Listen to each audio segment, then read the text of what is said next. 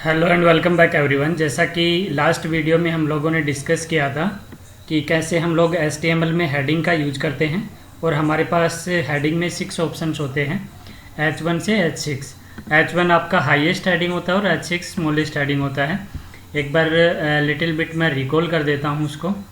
Okay, यहाँ पे जो हमारा हेडिंग पेज हमने बनाया था वेब पेज, उसको अगर हम ओपन करके देखेंगे गूगल क्रोम के अंदर राइट क्लिक करके, तो आप देखिए इसका आउटपुट कुछ ऐसा नज़र आ रहा था। ये आपकी H1 हेडिंग है और ये आपकी H6 हेडिंग है। और अगर इसको नोटपैड पे ओपन करके देखेंगे तो इसकी कोडिंग आपको ऐसे नज़र आएगी जैसे मैंने बताया था H1 और H6। ठीक है, नाउ एक जो बेसिक स्ट्रक्चर था वो मैंने बता दिया था आपको कि किस तरीके से HTML कोड लिखना है। HTML उसके अंदर हेड सेक्शन होगा और सबसे पहले जो HTML टैग है वो सबसे एंड में क्लोज होगा। ये स्लैश करके हम इसका क्लोजिंग टैग लिखते हैं। और जो भी आप वेब पेज पे डिस्प्ले कराना चाहते हैं वो बॉडी टैग के अंदर हम लोग लिखते हैं, यानी कि बॉडी टैग ओपनिंग और क्लोजिंग, इसके इन बिटवीन जो भी लिखा जाएगा वो आपका वेब पेज पे डिस्प्ले होगा। नाउ उसके बाद आप बात करें आगे HTML टैग्स के बारे में, तो ये टैग्स हमारे हो गए थे HTML, बॉडी और H1 से H6 आपकी हेडिंग। नाउ आज हम लोग सीखने वाले हैं पैराग्राफ, जिसका काम होता है किसी भी पैराग्राफ को डिफाइन करना। BR टैग का यूज होता है सिंगल लाइन ब्रेक। अगर आपको इंसर्ट करना है आपके वेब पेज पे तो आप BR टैग का यूज करेंगे। BR स्टैंड्स फॉर ब्रेक, तो लाइन ब्रेक के लिए हम BR यूज करेंगे। और एक हॉरिजॉन्टल रूल अगर आपको क्रिएट करना है, यानी कि एक लाइन ड्रॉ करना है हॉरिजॉन्टली, तो आप HR का यूज करेंगे। और किसी टैग के साथ अगर आप कुछ कमेंट लिखना चाहते हैं, वो टैग किस बारे में है और वो कमेंट आपका डिस्प्ले ना हो वेब पेज पे, तो आप कमेंट टैग का यूज करेंगे, जो कि इस तरीके से लिखा जाएगा। वन बाय वन हम लोग देख लेते हैं। हेडिंग हम लोगों ने देख लिया था प्रैक्टिकली। नाउ बात करते हैं, जो भी हेडिंग हम लोग लिखते हैं हर एक जो टैग होता है उसके रेस्पेक्टिव कुछ एट्रीब्यूट्स होते हैं। तो यहाँ पे हमारे पास कुछ एट्रीब्यूट्स में से एक आपका है अलाइन, जो कि हम बार बार रिपीट करते हैं, बार बार यूज करते हैं। सो इसको एक बार देख लेते हैं कि एट्रीब्यूट जो है टैग के अंदर कैसे लिखा जाता है। जैसे H5 कोई हेडिंग लिखे हमने और उसके अंदर हमने क्या लिख दिया, अलाइन। अलाइन आपका अलाइनमेंट सेट करता है और अलाइन एट्रीब्यूट जो है उसकी वैल्यूज़ को हम इक्वल्स टू करके डबल कोट्स के अंदर लिखते हैं। मैं अभी जब इसका प्रैक्टिकल नोटपैड पे हम लोग करेंगे तो दिखाऊंगा आपको। ठीक है, तो ये जो आपका अलाइन है ये एट्रीब्यूट है और H5 टैग के अंदर हम ये एट्रीब्यूट यूज कर रहे हैं।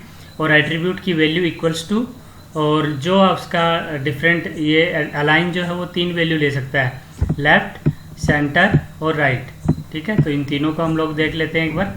सो उससे पहले एक बार मैं ये जो कोड लास्ट कोड था हमारा, इसको कॉपी कर लेता हूँ। ठीक है, और एक नया नोटपैड पे हम नया टैग बना लेते हैं, नया फाइल बना लेते हैं आज का। ठीक है, नाउ इसमें हम लोग एक्सपेरिमेंट करके देखेंगे। ये तो कल तक का काम था हमारा। जो आज का हमारा काम है दैट इज़ अलाइनमेंट देखना है हमें, यानी कि किसी भी टैग के साथ उसका एट्रीब्यूट कैसे यूज किया जाता है। तो अलाइन क्या है, हेडिंग टैग का क्या है, एज ए एट्रीब्यूट काम कर रहा है। तो एट्रीब्यूट हमारा है अलाइन और उसको हम 3 तरीके से वैल्यू पास कर सकते हैं, लेफ्ट, सेंटर और राइट।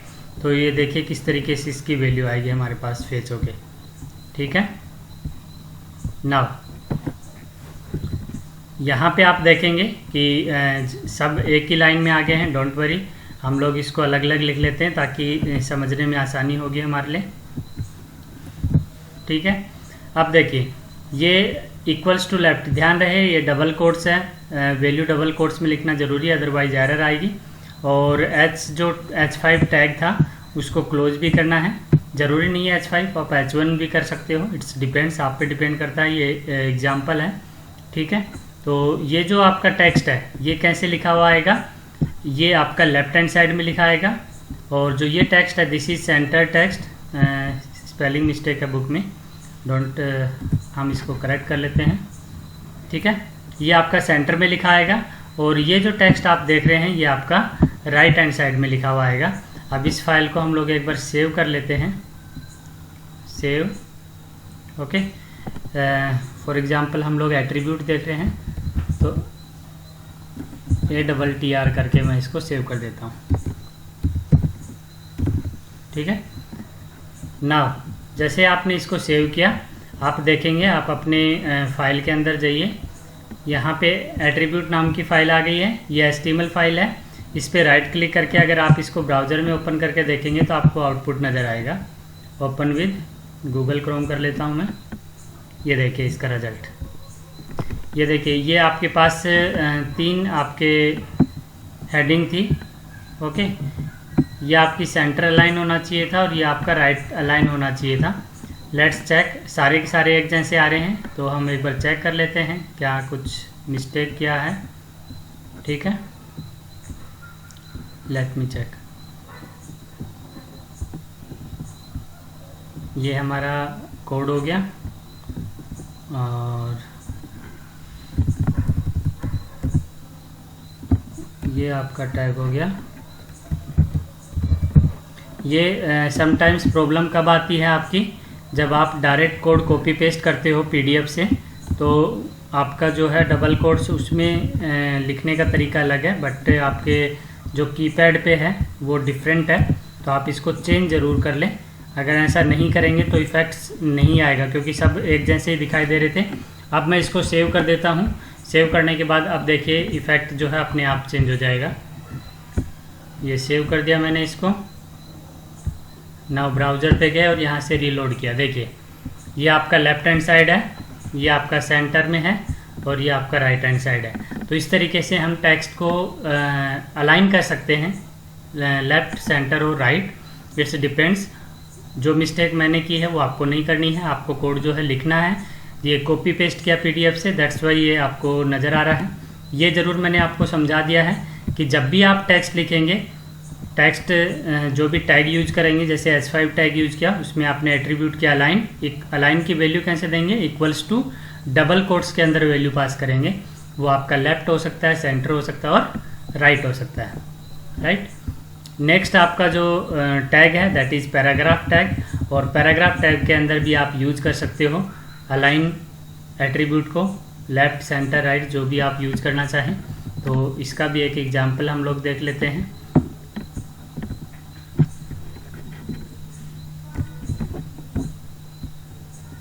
यहाँ पे फॉर एग्जांपल मैं इसको सेव कर देता हूँ। ठीक है। नाउ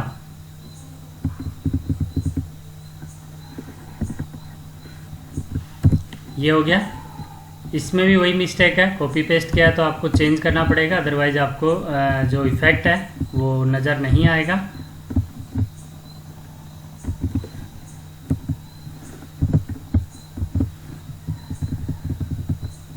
सेंटर हो गया। ठीक है, और इसको सेव कर देंगे। सेव कर देंगे Ctrl+S से।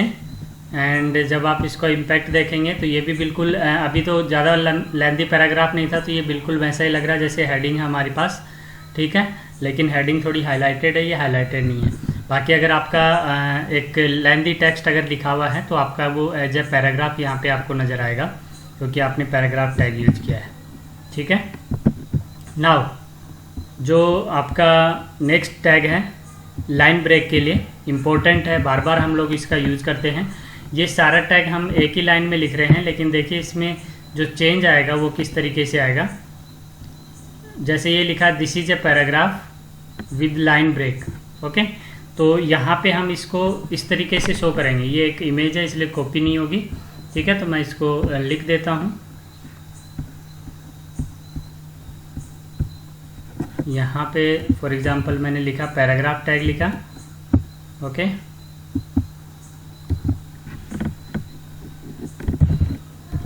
This is a paragraph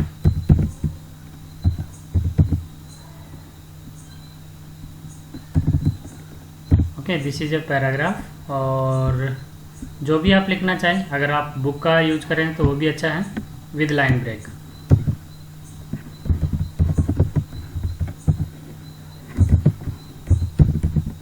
okay, now जो आपके पास यहाँ पे आप BR टैग का जहाँ यूज़ करेंगे, ठीक है, तो बी आर टैग के बाद क्या होगा, वो टेक्स्ट आपकी नेक्स्ट लाइन के अंदर आएगा। ठीक है, देखिए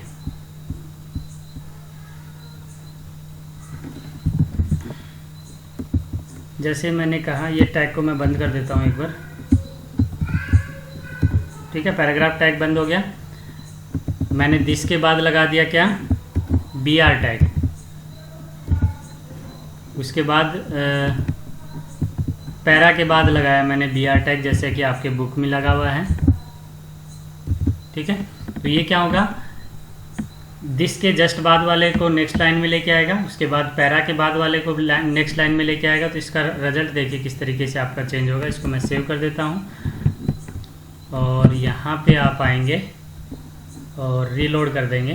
तो देखिए दिस इज ए पैराग्राफ, इस तरीके से चेंज हो रहा है। एक ही लाइन में लिखा हुआ कोड है बट वो चेंज हो रहा है बी आर टैग के कारण। बी आर क्या कर रहा है, ब्रेक कर रहा है लाइन को। और अगर हम बी आर नहीं लगाते हैं तो वो क्या करेगा, एक ही लाइन में इसको शो करेगा। ठीक है, तो ये बी आर टैग का काम होता है कि आपको लाइन ब्रेक यूज करना है तो आप बी आर टैग यूज कर सकते हैं, जिससे आपका एक लाइन जो है वहीं से ब्रेक हो जाएगा जहाँ पे आपने बी आर टैग यूज किया है। ठीक है, और दूसरी चीज़ इम्पोर्टेंट क्या है, the B R tag has no closing tag. इसको क्लोज करने की ज़रूरत नहीं होती है, जहाँ पे आपने यूज किया है वहाँ आपको इसको यूज कर लीजिए, इसको क्लोज नहीं करना होता है। और इसीलिए इसको बोलते हैं एम्प्टी टैग। ऐसे सारे टैग्स जिनको क्लोज करने की ज़रूरत नहीं होती है वो हमारे क्या कहलाते हैं, आपके एम्प्टी टैग कहलाते हैं। तो बी आर भी एम्प्टी टैग है। इन अ सिमिलर मैनर हम लोग बात करते हैं एच आर टैग की, हॉरिजॉन्टल रूल। ठीक है, हॉरिजॉन्टल रूल भी आपका क्या है, एक लाइन अगर आपको डिस्प्ले करनी है तो आप एच आर टैग का यूज कर सकते हो। ठीक है, जैसे फॉर एग्जांपल यहाँ पे मेरे को पास जो हेडिंग्स थी, यहाँ पे H6 हेडिंग के बाद मैं चाहता हूँ कि मेरा एक लाइन ड्रॉ हो जाए। तो मैं क्या करूँगा, देखिए यहाँ पे आ गए हम लोग और H6 के बाद मैंने एच आर टैग यूज कर लिया। ठीक है, ये हो गया एच आर। आप विड्थ भी देना चाहते हो तो दे सकते हो,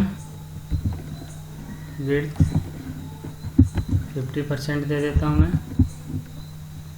अप टू 100% आप दे सकते हैं। ठीक है, और अलाइन भी देना चाहते हैं तो अलाइन भी दे सकते हैं। अलाइन इक्वल्स टू जो लाइन आए वो मेरी सेंटर में आए। ठीक है, सेंटर में, और इसको ऑन कर दिया। सेव कर दीजिए अपने टैग को। अब अपने आउटपुट में आएंगे, यहाँ पे रीलोड कीजिए पेज को और देखिए यहाँ पे ये लाइन ड्रॉ हो गई है, जो हॉरिजॉन्टल लाइन में बता रहा था कि आपके सेंटर में एक लाइन ड्रॉ हो गई है हॉरिजॉन्टल, जो सेपरेट कर रही है H6 हेडिंग के बाद में। तो इस तरीके से आपको अगर कभी रिक्वायर्ड है तो आप इसका यूज कर सकते हैं। नाउ लास्ट वन जो आपका है इसमें आज के लिए, वो है कमेंट टैग। कमेंट टैग का काम क्या होता है, कई बार हम अपना जो सोर्स कोड लिखते हैं, हम चाहते हैं कि जब कोई दूसरा कैंडिडेट इसको देखे, उसका डॉक्यूमेंटेशन हम लोग करते हैं, तो उसमें अगर हम चाहते हैं कि वो उसे अच्छे से समझे, क्योंकि कई बार कोड आप अपने तरीके से लिखते हैं और दूसरा कभी देखता है तो उसे नहीं समझ आता है, तो आप उसमें कमेंट यूज कर सकते हैं कि आपने कोई हेल्पफुल मैसेज वहाँ पे लिख दिया सच दैट कोई दूसरा उसको देखे तो उसको समझ आ जाए। तो ये आपका आप कमेंट की हेल्प से लिख सकते हो। कमेंट जो है वो आपके सोर्स कोड में तो दिखाई देगा, यानी कि आप नोटपैड में लिखेंगे वहाँ आपको शो होगा, बट कमेंट जो है वो आपके वेब पेज पे डिस्प्ले नहीं होता है।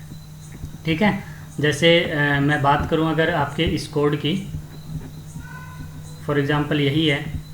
ठीक है, और यहाँ पे जो आपने लिखा है, फॉर एग्जांपल जो भी आप यूज कर रहे हो, दिस इज HTML कोड, या फिर जो पैराग्राफ टैग हम लोग यूज कर रहे हैं उसी के अंदर में आपका यूज कर लेते हैं। जैसे ये पैराग्राफ था और यहाँ पे मैं एक कमेंट यूज कर लेते हूँ। Okay, this is comment section. ठीक है, और इसको मैं क्लोज कर देता हूँ। तो इस तरीके से अगर आपने ये कोई लिखा है, आपने पैराग्राफ में लिखा है दिस इज ए पैराग्राफ, जो कि अलाइन है, लेफ्ट सेंटर्ड अलाइन है, ये 3 है H6 हेडिंग के बाद जो 3 हेडिंग्स हम लोगों ने यूज की, उसके बाद जो पैराग्राफ यूज किया, तो फर्स्ट पैराग्राफ है उसी में हम लोग इसका यूज कर रहे हैं। तो आप देखिए इसका, जब आप इसको सेव कर देंगे और आप इसका रिजल्ट देखेंगे तो यहाँ पे देखिए, यहाँ पे कुछ भी शो नहीं होगा, क्योंकि वो सिर्फ आपका कहाँ पे था, सिर्फ सोर्स कोड में वो आपको शो होता है। यहाँ पे वेब पेज पे उसका कोई भी आपने जो लिखा है दिस इज ए कमेंट, वो यहाँ नहीं शो होगा। कमेंट जो है वो सिर्फ सोर्स कोड में हेल्प के लिए होता है। सो हम इसका यूज़ कर सकते हैं। ये एक सिंपल कुछ कोड्स थे, बेसिक टैग्स थे जो हम लोग बार बार यूज़ करेंगे, तो ये समझने ज़रूरी थे। अगर आपको कोई डाउट आता है तो आप कमेंट सेक्शन में लिख के मेरे से पूछ सकते हैं। I will be happy to answer you. So keep watching, keep learning, and अगर नए यूज़र हैं तो आप प्लेलिस्ट ज़रूर विजिट कीजिए, वहाँ पे सारे वीडियोज़ कैटेगराइज हैं, class wise, section wise. Study करने में आपको आसानी होगी। Thank you.